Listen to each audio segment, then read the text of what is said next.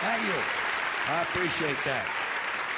You folks are really terrific, and I thank you. I'm not finished yet. I got one more thing I got to tell you about that bothers me. It's always just kind of bugged the shit out of me. The 10 Commandments, you know? Yeah, let me tell you. Listen, here's my problem. Why are there 10? You don't need 10. I think the list of commandments was deliberately and artificially inflated to get it up to 10. It's a padded list. Here's what they did. About 5,000 years ago, a bunch of religious and political hustlers got together to try to figure out how to control people, how to keep them in line. They knew people were basically stupid and would believe anything they were told, so they announced that God had given them some commandments. Up on a mountain, when no one was around, God had given them the 10 Commandments. But let me ask you this. When they were sitting around making this shit up, why did they pick 10? Why 10? Why not 9 or 11? I'll tell you why. Because 10 sounds official. 10 sounds important. They knew if it was 11, people wouldn't take it seriously. So what, are you kidding me? The 11 Commandments? Get the fuck out of here. But 10 sounds important. 10 is the basis for the decimal system. It's a decade. It's a psychologically satisfying number. The top 10, the 10 most wanted, the 10 best dressed. So having 10 commandments was really a marketing decision. And to me, it's clearly a bullshit list. It's a political document artificially inflated to sell better. I'm going to show you how you could reduce the number of commandments and come up with a list that's a little more workable and logical. We're going to start with the first 3, and I'll use the Roman Catholic version because those are the ones I was taught as a little boy. I am the Lord thy God. Thou shalt not have strange gods before me. Thou shalt not take the name of the Lord thy God in vain. Thou shalt keep holy the Sabbath. Right off the bat, the first 3, pure bullshit. Sabbath day, Lord's name, strange gods. Spooky language. Spooky language. Designed to scare and control primitive people. In no way does superstitious nonsense like this apply to the lives of intelligent, civilized humans in the 21st century. You throw out the first 3 commandments, you're down to 7. Next, honor thy father and mother. Obedience, respect for authority. Just another name for controlling people. The truth is, obedience and respect should not be automatic. They should be earned. They should be based on the parent's performance.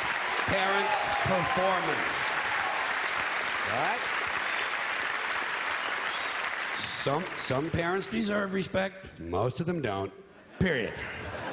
You're down to 6. Now, in the interest of logic, something religion is very uncomfortable with, we're going to jump around the list a little bit. Thou shalt not steal. Thou shalt not bear false witness. Stealing and lying. Well, actually, these 2 both prohibit the same kind of behavior. Dishonesty, stealing, and lying. So you don't need 2 of them. Instead, you combine them and you call it thou shalt not be dishonest. And suddenly, you're down to 5. And as long as we're combining, I have 2 others that belong together. Thou shalt not commit adultery. Thou shalt not covet thy neighbor's wife. Once again, these 2 prohibit the same kind of behavior, in this case, marital infidelity. The difference is coveting takes place in the mind, and I don't think you should outlaw fantasizing about someone else's wife. Otherwise, what's a guy going to think about when he's waxing his carrot?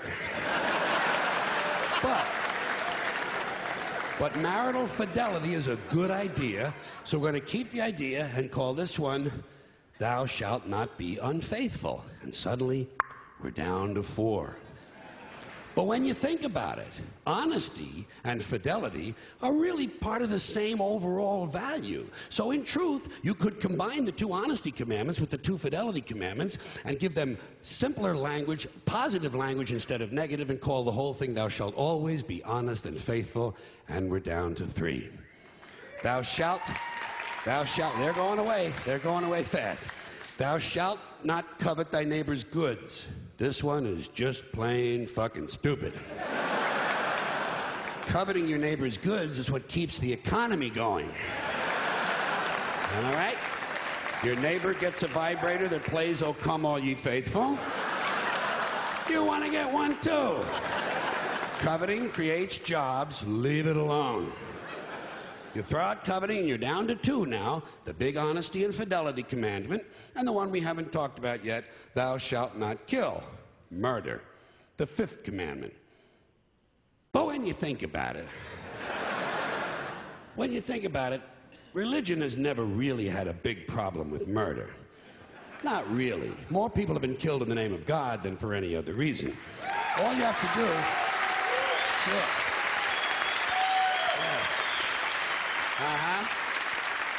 All you have to do is look at Northern Ireland, the Middle East, Kashmir, the Inquisition, the Crusades, and the World Trade Center to see how seriously the religious folks take thou shalt not kill. The more devout they are, the more they see murder as being negotiable. It's negotiable. You know? It depends. It depends. It depends on who's doing the killing and who's getting killed.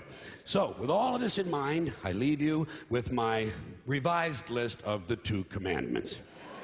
Thou shalt always be honest and faithful to the provider of thy nookie.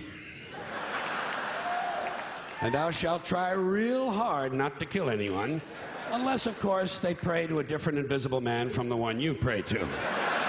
2 is all you need. Moses could have carried him down the hill in his fucking pocket. And if they had a list like that, I wouldn't mind those folks in Alabama putting it up on the courthouse wall. As long as they included one additional commandment: thou shalt keep thy religion to thyself. Thank you. Thank you. Thank you, everybody. Thanks for coming in. I appreciate it. Thank you.